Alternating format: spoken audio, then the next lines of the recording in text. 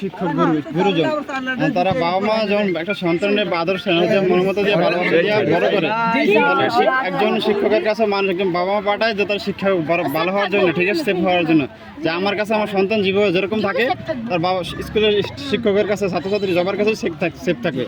এখন তোমাদের আসলে মূল দাবিটা কি, তোমরা কি চাইতেছো?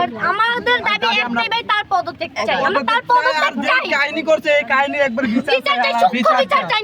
আমরা ন্যায়ের পথে লড়তে শুরু করছি না, স্কুল ঢোকার পরে একটার পর একটা করতে আছে।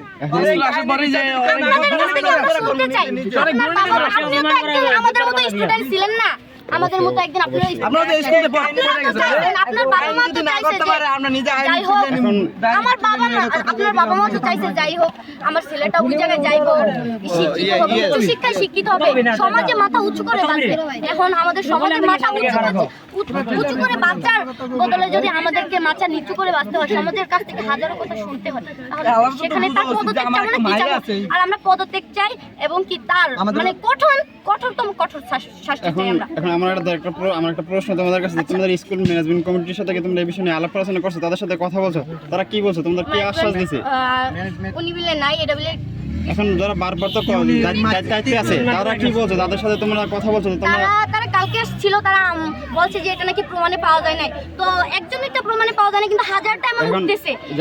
এই ঘটনাস্থলে যাদের তোমাদের স্টুডেন্ট যারা ছিল তারা কি আসলে এই ঘটনা সত্যি দেখছে নাকি শুধু সাধারণ নামে মিথ্যা আমরা সত্যি বলতে চাই।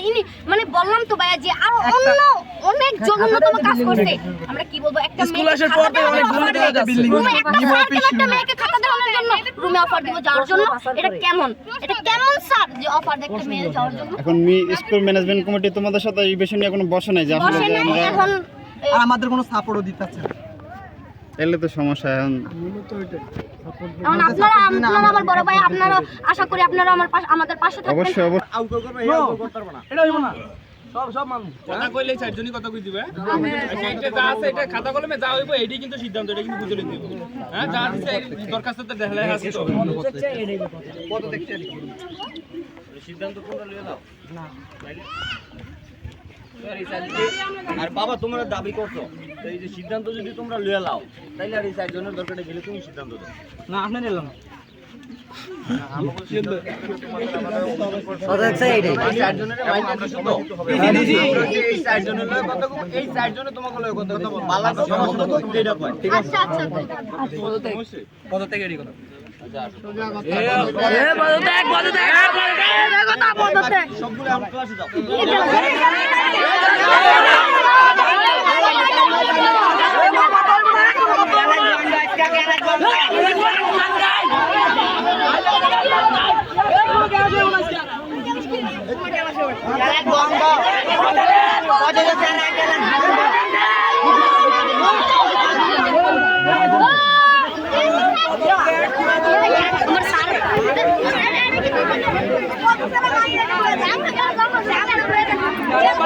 সিদ্ধান্ত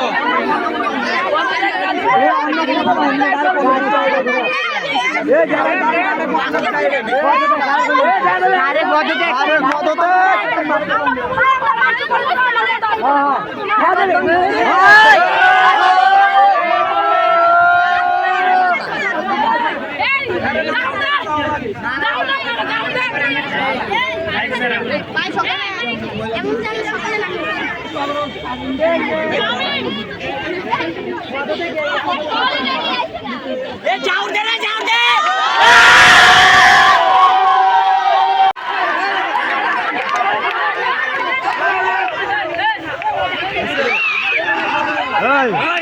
অবশ্যই কতটা গেছে ঠিক আছে ঠিক আছে